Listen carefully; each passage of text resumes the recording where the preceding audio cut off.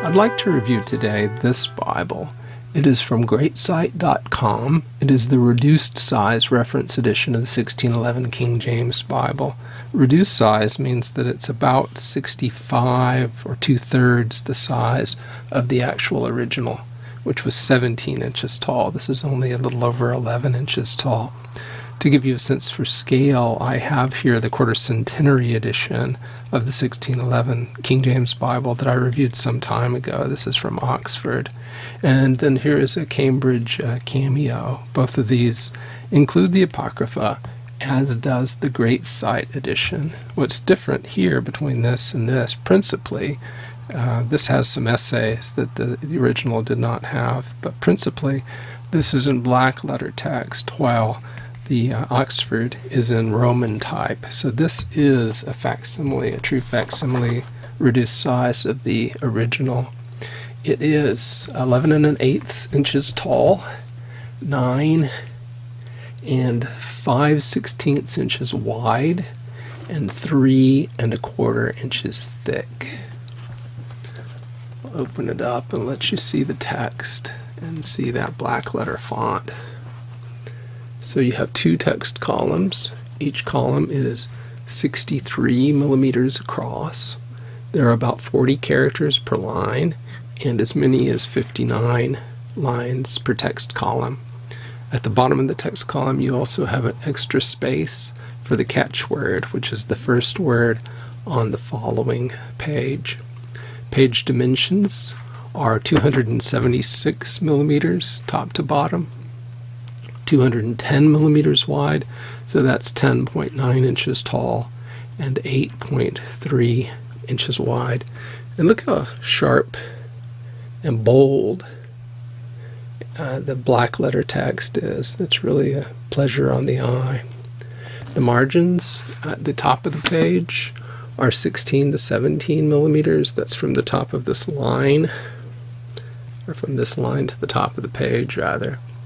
The inner margin can be as much as 25. It's less than that in the center of the book.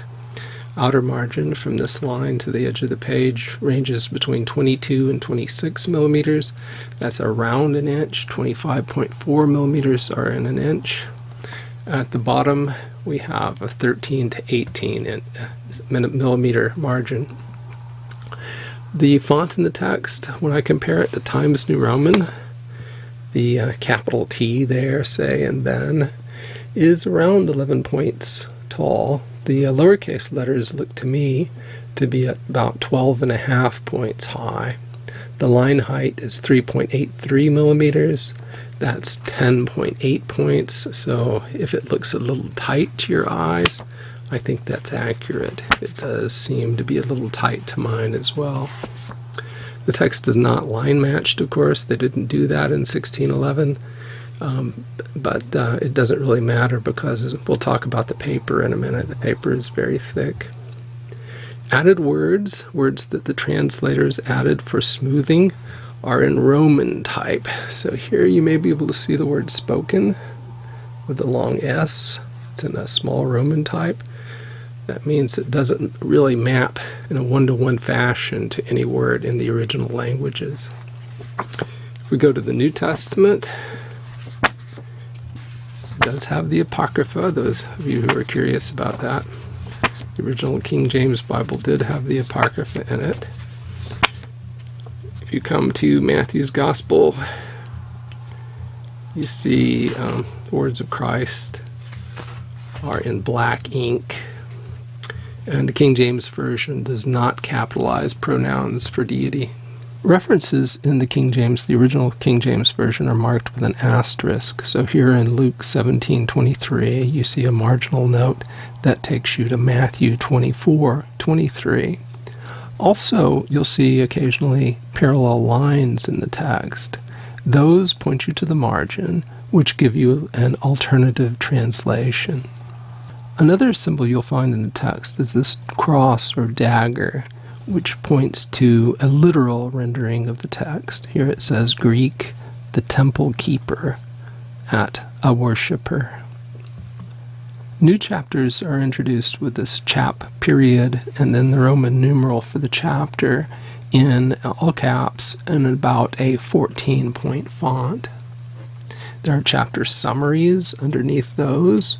Chapter summaries are in a Roman font, and it's about 9.5 points in height. Each chapter begins with a decorative drop cap that covers several lines, at least 5 lines of text. However, the drop cap for the first chapter in a book is larger still. It looks like 1, 2, 3, 4, 5, 6, 7, 8, 9 lines of text tall. Some of the drop caps don't really seem to be appropriate for the Bible. Here's one in the Wisdom of Solomon, which is an apocryphal book, which shows the god Pan playing on his pipe. Here's a drop cap at the beginning of Matthew's Gospel, which shows Poseidon or Neptune with his trident. There's his tail, I think, and his horses. I wonder how those people who objected to Nelson's practice of putting the triquestrian on early editions of the New King James Bible would feel about a Greek god appearing in the Bible. And here's a drop cap at the beginning of Romans, which shows Daphne being turned into a tree. This is from the story, the myth of Daphne and Apollo, I think. In the original 1611 King James Version, books of the Bible did not in general begin on a fresh page, and as you see, there are no book introductions. The best you have are the chapter summaries. Book titles are given in the upper left-hand page, while page contents are given in the top of the right-hand page. There are no page numbers. There are headings. They're in about a 26-point Roman type, and they run across the top of the page. So here it says Daniel required to interpret it, and that's for chapter 5 of Daniel. Quotations that appear in the New Testament from the Old Testament do not appear in any special type or any special format, but are marked with an asterisk with the source in the margin, at least sometimes. I love this paper. It has a sheet thickness of about 93 micrometers, so if I had any confidence that my estimation technique works at that kind of thickness, which I don't, I would estimate the paper weight at something like 90 GSM. It is a very matte surface. There's very little reflectivity, only a very light, dull glare coming off it. It's light cream in color, and there's very little show-through. There is some print non-uniformity. As you can see here, we're looking at the beginning of Job. This is chapter 2 on the right and chapter 1 on the left. This is darker and bolder than the print on the left, but they are both very dark and very bold. The binding is sewn, and there are a number of ways you can tell that. One is that here in the gutter you can actually see the thread. I don't know how well that's coming across on the camera, but there's a line of stitching here, and another one here, and another one here. Another way you can tell is you can actually see the signatures here if you look at the top or the bottom of the spine. Just from the photographs at Greatsite.com, I could tell that it was a sewn binding. You can see the way the signatures break apart here. That was evident in the photographs as well. You may have noticed these red and yellow head and tail bands when I was showing you the signatures a moment ago. Also, it's pretty obvious, as you see, there are no ribbon markers in this particular edition. Now we'll come in from the beginning. And so we have a normal hardback binding. We have the presentation page. Copyright page on the left. Let's see if I can bring that over so you can see it. King James Version, first edition, first printing, 1611. There's the ISBN, and it's from the Bible Museum, not the Museum of the Bible, but the Bible Museum in Arizona. Greatsite.com is how you buy it. It's printed in the People's Republic of China. On the opposite page, you have the engraving by a fellow from the Netherlands, whose name I have difficulty pronouncing, but I think it's Boel. Beale. So this is not a woodcut, it's an engraving that shows Moses and Aaron. It has a pelican at the bottom. This is Peter, I think. Paul, a lamb for Jesus, a dove for the Holy Spirit, and the tetragrammaton for the Father at the top. Matthew, Mark, Luke, and John are around the four corners. You can see two evangelists down here at the bottom of the screen.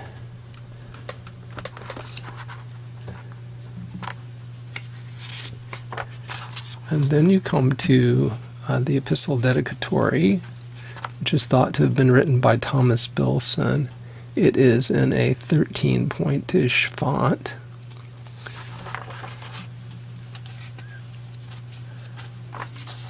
And that's followed by the translators to the reader, which was written by Miles Smith. It's printed in about a 9.5-point font. And this, if you're sure you're familiar, if you're familiar with the King James Version, it runs for multiple pages. And after that, you come to a calendar.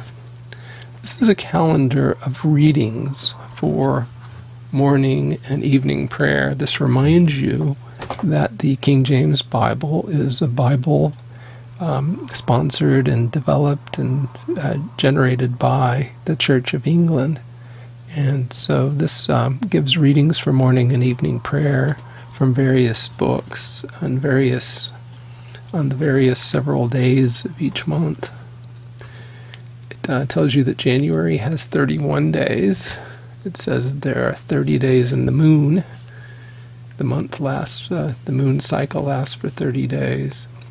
The sun rises at 8 hours, 4 minutes, and falls at 3:56 in the afternoon. One thing I've noticed is I believe there's a typo here. Let's see if I can find it. The days get longer as one goes into the summer. Sunrise gets earlier and sunset gets later. So here you are in May, it's 4:36 for sunrise and 7:24 for sunset. In June, and then suddenly in July, you have the sun rising at 7:34 and setting at 4:26. It's almost as if they've translated the northern hemisphere to the southern hemisphere, and these are sunrise and sunset times in New Zealand or Australia. Still looking here at the calendar, I just wanted to reinforce that point about this being a Church of England book by showing you here the University of Virginia's reproduction of Elizabeth's first prayer book from 1559. And if you look here at the readings for January, you see they move through the Psalms in the same way. Morning prayer is Genesis 17. It's Genesis 17 here as well. Romans 2, Deuteronomy 10. So it works the same way. You have Feast of Circumcision at the beginning of the month here as well.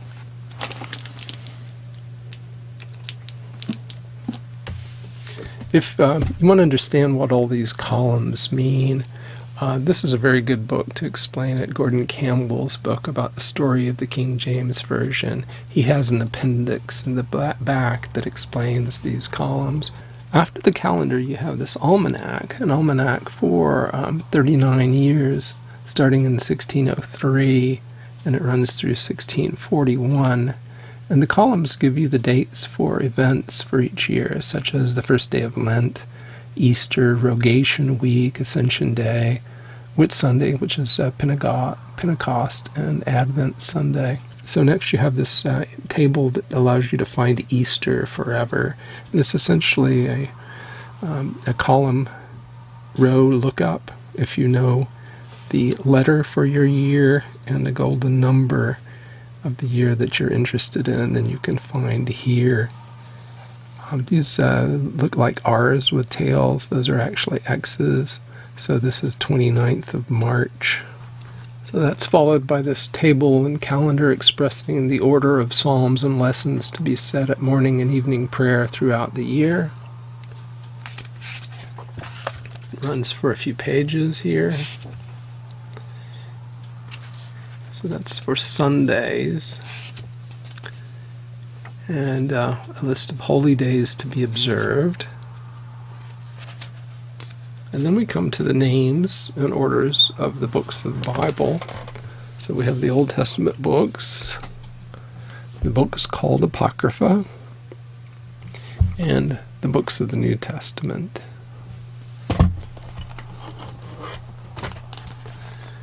Here on this page we have the Great Seal of the realm. It says here, this says, in English, shame on him who thinks evil of it. And then here, God and my right, which is the motto of the British monarch. It says at the bottom of the page, by authority of His Royal Majesty. I believe that's what that translates to. Next we come to multiple pages of genealogies, which were generated by a man named John Speed. John Speed also made the map and the map index that we'll come upon in just a moment. This is Jacob, this is Reuben, Simeon, Levi,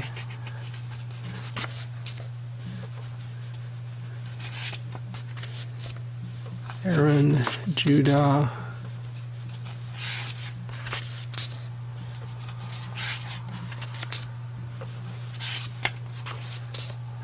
Bilhah, Gad, Zilpah, Leah. And one of these days we'll have finished Ephraim, David. Okay, so this is the map index. For this map, this is the Holy Land. Lebanon's at the top, the Negev is down here. Here's Goshen, so we're in Egypt over here. Moab, the Midianites, the Ammonites, the Ishmaelites. And then you have on the left here another page of index, and you come to the first book of Moses called Genesis at chapter 1. There were two printings of the King James Bible in 1611, and they're distinguished by the terms he and she, depending on how they translate Ruth 3:15. This is a he Bible here because it says, and he went into the city. The Oxford reproduction from 2011 is a he Bible as well. He went into the city. But I believe most modern King James Bibles, like my Cambridge Cameo here, are she Bibles. She went into the city.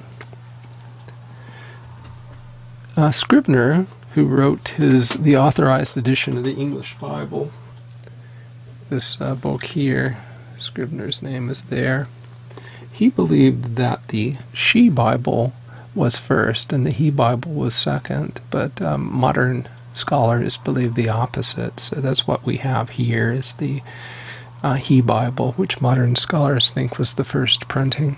There's a well-known typo here in Exodus chapter 14, verse 10 in the he Bible, which reads, and when Pharaoh drew nigh, the children of Israel lift up their eyes, and behold, the Egyptians marched after them. And they were sore afraid. And the children of Israel lift up their eyes, and behold, the Egyptians marched after them. And they were sore afraid. So we have a duplication here. And the children of Israel cried out unto the Lord. For those of you who are interested in such things, this original King James Version first printing actually differs from the so-called pure Cambridge edition in a couple of spots. One of them is here in Ezekiel chapter 11, verse 24. It also differs from it in 1 John 5:3, and in numerous other locations. Just for completeness, I'll show some of the normal charts I show in reviews at this point. So here's the translation continuum, and the King James Version is one of the most literal of translations. Now remember, being literal and being accurate are not the same thing. This sort of measures the extent to which translators are careful to map source language words into target language words. The next chart shows how the King James Version compares with the Robinson-Pierpont Greek New Testament and the Nestle-Aland 28th edition. It agrees with Robinson-Pierpont to a high extent, almost 93% of the time. Where it disagrees, it tends not to follow the Greek text providentially preserved in the Byzantine Empire, but rather follow Latin readings. Here's a similar chart showing the Tyndale House Greek New Testament agreement and Nestle-Aland. And then finally, for the Greek New Testament, here is one that shows that it disagrees with Westcott and Hort very often, along with the other Byzantine-based New Testaments that you see there, the New King James, the Eastern Orthodox Bible, the English Majority Text Version. Finally, here is a chart that shows departures from the Masoretic Hebrew. The King James Version does not depart from the Masoretic Hebrew very often at all. Now here's a close-up look at the font, and although you may have some difficulty recognizing the characters, we'll talk about that some more in a minute, I find this very easy on the eye. The tracking is a little tight, line spacing is a little tight, but I really love these bold characters, the dark, bold characters that's reminiscent of the way ink appeared when it was written on vellum back in the Middle Ages. This is a bit difficult to show, but I have on the left the Hendrickson reproduction of Tyndale's 1526 New Testament. And both are, of course, in blackletter font. The font on the left is much smaller. Paper is much darker on the left as well. So now we have on the left the Schuyler Canterbury. You can see it's a much thinner, lighter font. Line spacing, of course, is much nicer. Tracking is much nicer on the modern font on the left. But I really love the bold, thick strokes on the right. And now I brought in on the left the Cambridge Concord, which is a much smaller font. This gives you a sense for how large the font on the right really is. Now I'd like to look at some differences between the 1611 King James Version and modern editions. And found those actually by looking through this appendix in Scrivener's work that we showed earlier. This is a catalog of variations from the original, which were retained in the Cambridge Paragraph Bible, excluding obvious misprints and peculiar orthography. So a few of those, as I skimmed through it, caught my eye. I thought they were kind of interesting, starting here. And Jesus said unto him, by the way, you might think that's a J, but if you look just above, what shall I do that I may inherit eternal life? It's an I. And Jesus said unto him, why callest thou me good? There is no man good, but one, that is God. So if we look at Mark 10:18 here in the Cambridge Concord, if I can get it on the screen, there it says, and Jesus said unto him, why callest thou me good? There is none good, but one, that is God.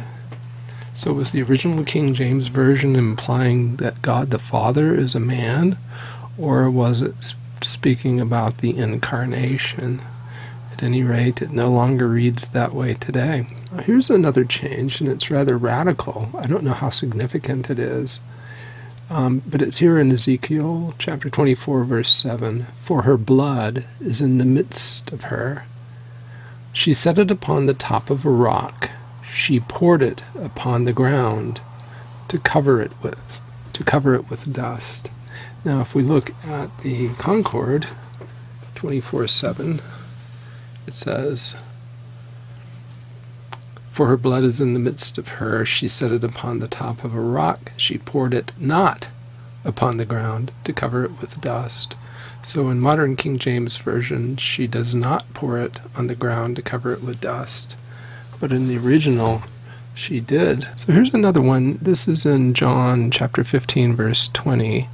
Remember the word that I said unto you, the servant is not greater than the Lord.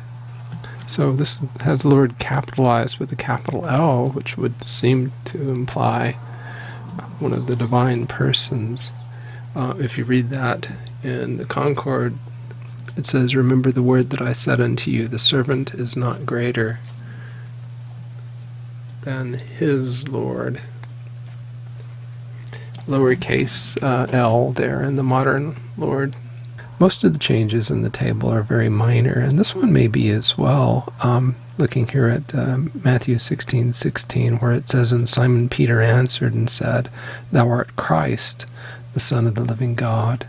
Of course, our modern King James versions say, Thou art the Christ, the Son of the living God.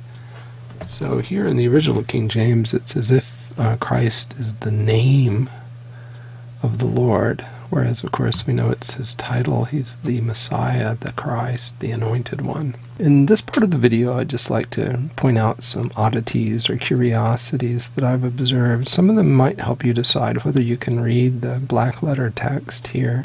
We're looking now at Matthew 6:19. And first, I just want to show you this sign here that's actually a early 17th century pilcrow.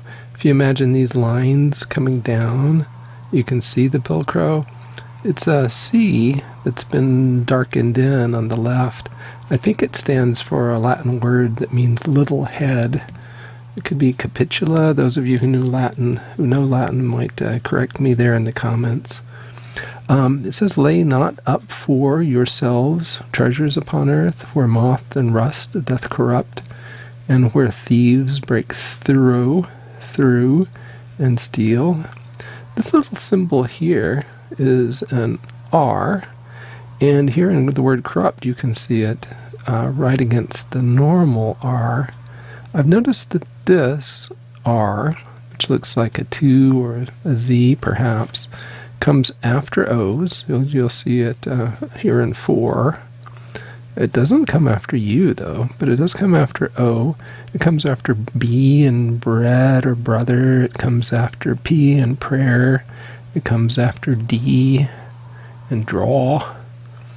Another thing you'll notice here is the long S.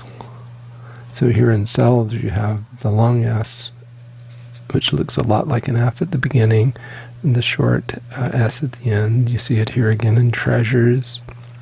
You'll see that the U at the beginning of upon is actually a V, and it looks quite a lot like a B. We'll show that again in another one, but here it is an up. So it should be VP, but that looks an awful lot like a B. We're looking at Matthew 4:18 here, so you still have the same pilcrow. You have the capital I in Jesus that looks like a J. Notice the W here.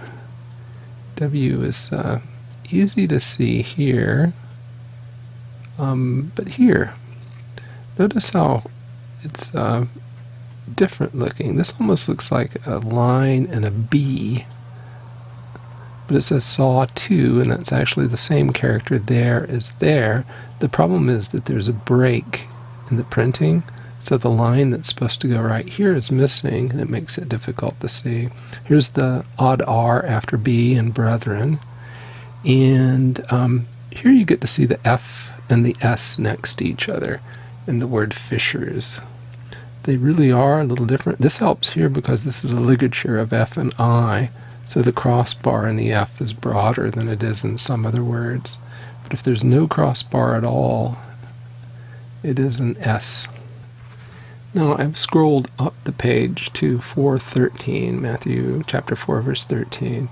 And leaving Nazareth, he came and dwelt in Capernaum, which is upon the sea coast, in the borders of Zebulun and Naphtali. You see these two lines, which look like a tilted equal sign. That's what they used for hyphens in those days. Another thing I wanted to point out, here's our odd R after O in borders.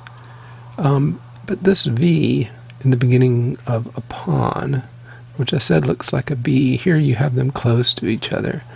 Here it is in the V in upon and the B in borders. You can see a little difference here at the tip, where this appears to have a little more ink moving out to the left than the B does. There's also a bit of a tail right here at the base, which is absent from the B. You also have to get used to the V looking like a U when it appears here in the center of the word, like in devil. Then the devil leaveth. Here's another one. The V in leaveth looks like a U. Leaveth him, and behold, the angels came and ministered unto him. And there's our hyphen again. Sometimes you may have difficulty because there's a typo in the text, as there is here in Matthew 5:32, where it reads, "But I say unto you, that whosoever shall put away his wife, saving for the cause of fornication." But you see that it says S-A-N-I-N-G. That's because the N is in upside down. On the topic of typos, here's another one on the same page, Matthew 5:15. "Neither do men light a candle and put it under a bushel." And if you look at the asterisk here is at bushel, and it refers in the margin to Mark 4. And then the two lines are here at light, and they say the word in the original signifieth a measure containing about a pint less than a peck.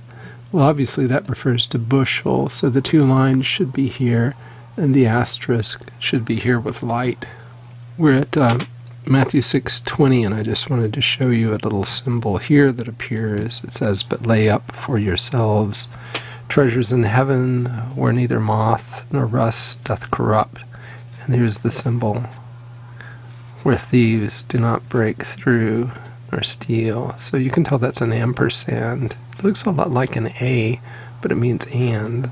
Here in Matthew 7:6 you read, "Give not that which is holy unto the dogs, neither cast ye your pearls before swine, lest they trample them under your feet, and turn again and rent you."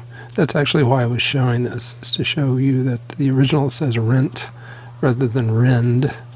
But something else caught my eye. If you look here, this W in swine is broken also. That makes that really difficult to read unless you know it's going to say swine, because it's hard to recognize without that line connecting the two parts of the W. Finally, looking at James chapter 1 verse 9, which reads, "Let the brother of low degree rejoice in that he is exalted." I wanted to show you the closeness between the R in rejoice and the X in exalted. You really have to look closely to see the difference. I wanted to show you the woodcut that's at the beginning of the New Testament. And it's similar in design in ways to the engraving that leads off the entire Bible. It shows you the four evangelists, two of them there at the top, two others at the bottom. And then on the left-hand side you have the 12 tribes of Israel. So here is Reuben. And then on the right-hand side you have the 12 apostles. So here's Peter. So in summary, I think that if you're looking for a reproduction of the original printing, the He Bible from 1611, this may be the one to get. The question would be whether you think you can read the black letter text. I've found that it's not that hard, that it actually can be read. It's easier to read this, in my mind, than it is to read the 1526 Tyndale New Testament, for instance. There are a few things that are difficult, but they can be worked through without too much difficulty. If you don't think you can read it, then perhaps you could find one of the 2011 Oxford editions, the one that I showed at the beginning of the video, which has the same text. It's also the He Bible, but the words are in Roman type. So they're printed as they they're spelled as they were spelled in 1611, but they wouldn't be printed the way they're printed here. They would be printed in a way that looks more like modern type, or the way the Geneva Bible was printed. Sewn binding, great paper, no gloss, no sheen to it. Nice and dark printed letters. Good contrast, boldness here. It's really a joy to my eye. So with that, I will conclude the video. I hope you've enjoyed it. If you have, please remember to hit the like button. Share it with your friends on social media. And if you haven't already done so, I encourage you to subscribe to the channel. And thank you very much for watching.